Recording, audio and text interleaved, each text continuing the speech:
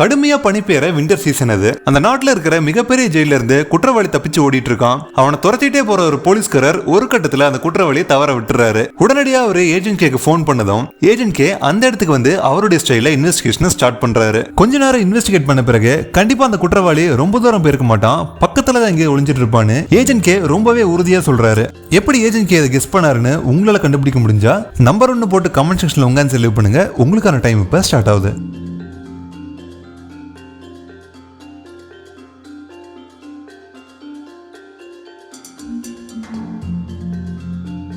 குற்றவாளி பக்கத்துல தான் எங்கேயாவது ஒளிஞ்சிட்டு இருக்கணும்னு எப்படி ஏஜென்ட் கே சொன்னாருன்னா, அந்த நபர் போட்டுட்டு வந்த ஜெயில் ட்ரெஸ் அந்த இடத்துல உறைஞ்ச நிலையில கிடக்குது. அது மட்டும் இல்லாத அது பக்கத்துல அடிசுவடுகள்லாம் இருக்கு. அப்போ அங்க என்ன நடந்திருக்குன்னா, அந்த கைதி அங்க இருக்கிற ஆத்துக்குள்ள குதிச்சு குளிர் தாங்க முடியாத ட்ரெஸ்ஸை கழட்டி இருப்பான். மேலும் குளிர்ன காரணத்தால அங்க இருக்கிற வீட்டுக்குள்ள போய் ஒளிஞ்சிருப்பான். சோ இதே ஆன்சரை நீங்களும் கெஸ் பண்ணியிருந்தா உண்மையிலே சூப்பர். இப்போ வாங்க இன்ட்ரெஸ்டான அடுத்த டெய்லியும் பார்க்கலாம். உங்களுக்கு முன்னாடி 2 பிக்சர் இருக்கு. ஃபர்ஸ்ட் பிக்சர்ல ஒரு லேடி சமைச்சிட்டு இருக்கும் போது அவங்க சமைக்கிற பாத்திரம் பத்திக்கிச்சு, அதனால தண்ணி ஊத்தி அதை அணைச்சிட்டு இருக்காங்க. செகண்ட் பிக்சர்ல ஒரு லேடி சப்பாத்திக்காக மாவு தேய்ச்சிட்டு இருக்காங்க. இப்போ அவங்க 2 பேத்துல யார் பெரிய முட்டாள்னு நீங்க நினைக்கிறீங்களோ கமெண்ட் செக்ஷன்ல நம்பர் 2 போட்டு உங்க ஆன்சர் லீவ் பண்ணுங்க. உங்களுக்கான டைம் இப்போ ஸ்டார்ட் ஆகுது.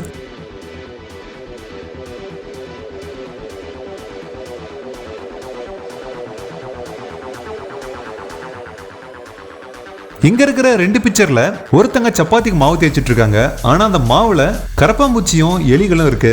இன்னொரு பக்கம் ஒருத்தங்க சமைச்சிட்டு இருக்கும் போது நெருப்பு பத்திக்கிச்சு, அதை தண்ணி ஊத்தி அணைச்சிட்டு இருக்காங்க. இவங்க 2 பேத்துல யாரு மிகப்பெரிய முட்டாள்னா நெருப்ப தண்ணி ஊத்தி அணைக்கிற இவங்க தான். ஏன்னா எரியற சட்டியில தண்ணி ஊத்தும் போது அதுல இருக்க எண்ணெயும் தண்ணியும் மிக்ஸ் ஆகி திருப்பி நம்ம மேலேயே தெளிக்கிறதுக்கு நிறைய வாய்ப்பு இருக்கு. அதனால அது மிகப்பெரிய விளைவுகளை ஏற்படுத்தும். சோ எப்பயாவது கிச்சன் ஃபயர் ஏற்பட்டுச்சுன்னா கேஸ் ஆஃப் பண்ணிட்டு எரியற அந்த சட்டியை ஒரு தட்டு வச்சு மூடிருங்க. இப்போ வாங்க இன்ட்ரெஸ்டான அடுத்த டெய்லியும் பார்க்கலாம். ரெட் புல்ஸ் டீமுக்கும் கிரீன் வேலி டீமுக்கும் இன்ட்ரெஸ்டா சாக்கர் மேட்ச் நடந்துட்டு இருக்கு. அப்போ கிரீன் வேலி டீம்ல இருந்து வினை பண்ண டேக்கிளால ரெட் புல்ஸ் டீம்ல இருக்க ராமு தடிக்கு கீழே விழுந்துறாரு. இதனால கடுப்பான ராமு வினை அடிக்க சாக்கர் விளையாட்டு மைதானம் ஒரு போர்க்களமா மாறிச்சு. அதனால ரெட் புல்ஸ் டீமை எலிமினேட் பண்ணிட்டாங்க. இதை பத்தி Red Bulls team members discuss பண்ணிட்டு இருக்கும் போது டீம் கேப்டன் பரசுக்கும் ரேமனுக்கும் வாக்குவாதம் ஏற்பட்டு கடைசியா அதுவே மிகப்பெரிய சண்டையில முடிஞ்சிருது. இதனால கடுப்பான பரசு ரேமனை அடிச்சுட்டு அங்க இருந்து கிளம்பிடுறாரு. அடுத்த நாள் காலையில ட்ரெஸ் சேஞ்ச் பண்ண லாபிக்கு வந்த டிப்போ சாக்கர் மேட்ச்ல தடுக்கி விழுந்த ராமு மர்மமான முறையில செத்து கிடக்கிறத பார்த்து அதிர்ச்சி அடைஞ்சு ஓடிடுறாரு. இந்த விஷயம் போலீஸ்க்கு இன்ஃபார்ம் பண்ணவே உடனே போலீஸ் அதிகாரி அங்க வந்து இன்வெஸ்டிகேட் பண்ண ஆரம்பிக்கிறாரு. கொஞ்ச நேரம் அந்த இடத்த சுத்தி பார்த்த போலீஸ்காரர் ரெட் புல்ஸ் டீம் மெம்பர் எல்லாத்தையுமே கூப்பிட்டு சில விஷயங்கள் பத்தி என்கொயரி பண்றாரு. டீம் மெம்பர்ஸ்லாம் மேட்ச்ல நடந்த சண்டையை பத்தி சொன்னதும் அடுத்ததா கிரீன் வேலி வினையை இன்வெஸ்டிகேட் பண்றதுக்காக போலீஸ் வினை ரூமுக்கு போறாங்க.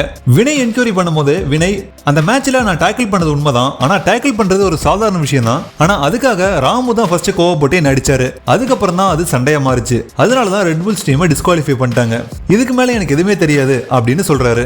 அவங்க பேசிட்டு இருக்கும் போதே வினையோட கபோர்ட்ல இருந்து ஒரு பெரிய இரும்பு ராட் கீழே விழுந்துருது. அது என்னன்னு போலீஸ்காரர் கேட்கும் போது என்னுடைய கபோர்ட் லாக் அடிக்கடி மாட்டிக்கும், அதை ஓபன் பண்றதுக்காக நான் அதை வச்சிருக்கேன்னு சொல்றாரு.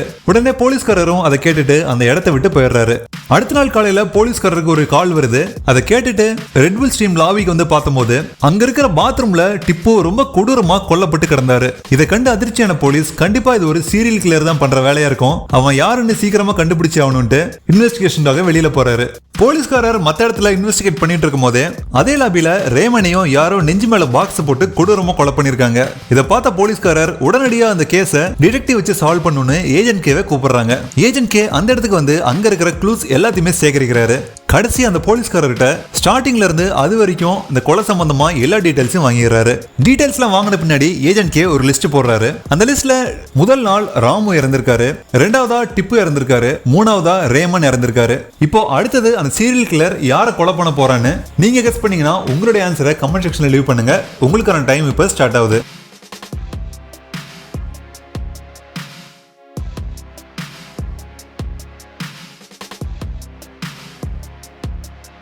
முதல் நாள் ராமுவும், 2வது நாள் டிப்புவும், 3வது நாள் ரேமோன்னு இறந்திருக்காங்க. அதை தொடர்ந்து 4வது நாள் இம்ரனும், 5வது நாள் பரசுவையும் அந்த சீரியல் கில்லர் கொல்லுவான். அதுக்கு என்ன காரணம்னா முதல் நாள் இறந்த ராமுல முதல் எழுத்து ஆர், 2வது நாள் இறந்த டிப்புல 2வது எழுத்து ஐ, அதுவே 3வது நாள் இறந்த ரேமன்ல 3வது எழுத்து ஒய், 4வதா கொலை பண்ண போற இம்ரனோட 4வது எழுத்து ஏ, 5வதா கொலை பண்ண போற பரசுடைய 5வது எழுத்து எஸ். இது எல்லாத்தையும் வச்சு பாத்தீங்கன்னா ரியாஸ் அப்படிங்கிற பேர் வருது. ரியாஸ் தான் அந்த 6வது ஆளு, அவரு தான் சீரியல் கில்லரும் கூட.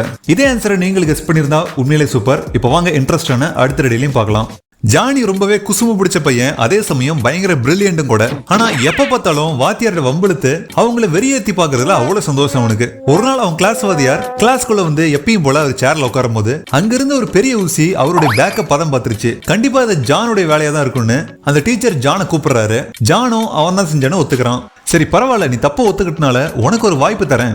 போர்ட்ல 2 சைடுல நம்பர்ஸ் இருக்கு. பிளஸ் சிம்பிளும் மைனஸ் சிம்பிளும் மட்டும் யூஸ் பண்ணி இந்த ஈக்குவேஷனை சரியா டேலி பண்ணா உன்னை நான் விட்டுறேன் அப்படின்னு சொல்றாரு. போர்ட்ல இருக்க ஈக்குவேஷன்ல நீங்க பிளஸையும் மைனஸையும் யூஸ் பண்ணலாம். அதை யூஸ் பண்ணி எப்படி டேலி பண்ணலான்னு கண்டுபிடிச்சீங்கன்னா கமெண்ட் செக்ஷன்ல உங்க ஆன்சர் லீவ் பண்ணுங்க. உங்களுக்கான டைம் இப்ப ஸ்டார்ட் ஆகுது.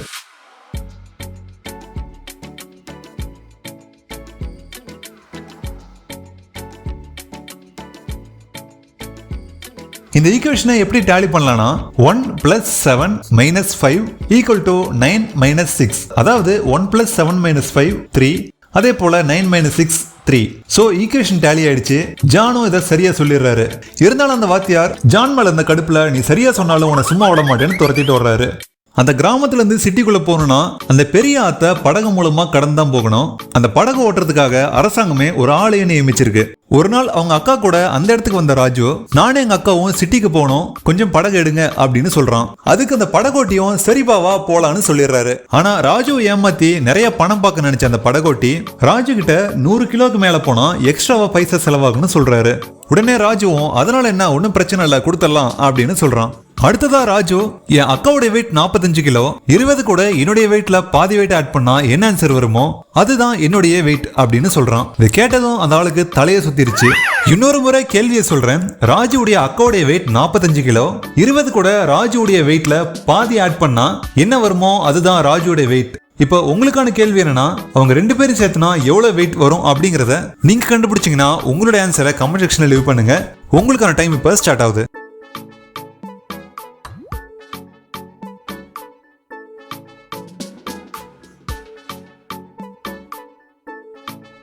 இப்போ ராஜுடைய வெயிட்டை எப்படி கண்டுபிடிக்கலாம்னா, உதாரணத்துக்கு அவருடைய வெயிட்டை எக்ஸ்ன்னு வச்சுக்கலாம். 20 கூட அவருடைய வெயிட்ல பாதி, அதாவது 20 + x/2 போடலாம். இந்த ஈக்குவேஷனை சால்வ் பண்ணீங்கன்னா x = 40 அப்படின்னு வரும். சோ ராஜுடைய வெயிட் எவ்வளவுனா 40 கிலோ. கடைசியா ராஜுவையும் அவங்க அக்காவையும் சேர்த்தா 85 கிலோ வருவாங்க. இதே ஆன்சரை நீங்களும் கெஸ் பண்ணியிருந்தா உண்மையிலே சூப்பர். இன்னைக்கு பார்த்த ரிடில்ஸ் உங்களுக்கு ரொம்ப பிடிச்சிருக்குன்னு நினைக்கிறேன். உங்களுக்கு ரொம்ப பிடிச்சிருந்தா வீடியோக்கு ஒரு லைக் கொடுங்க. லைக் கொடுத்த கையோட உங்க ஃப்ரெண்ட்ஸுக்கு ஷேர் பண்ணுங்க. நீங்க என்ஜாய் பண்ண மாதிரியே அவங்களும் என்ஜாய் பண்ணிட்டோம். தொடர்ந்து இன்ட்ரெஸ்டிங்கான ரிடில்ஸ் தமிழ்ல பாக்குறதுக்கு நம்ம சேனலை சப்ஸ்கிரைப் பண்ணுங்க. தேங்க்ஸ் ஃபார் வாட்சிங். மீண்டும் அடுத்த வீடியோவில் சந்திப்போம். வர்ட்டா.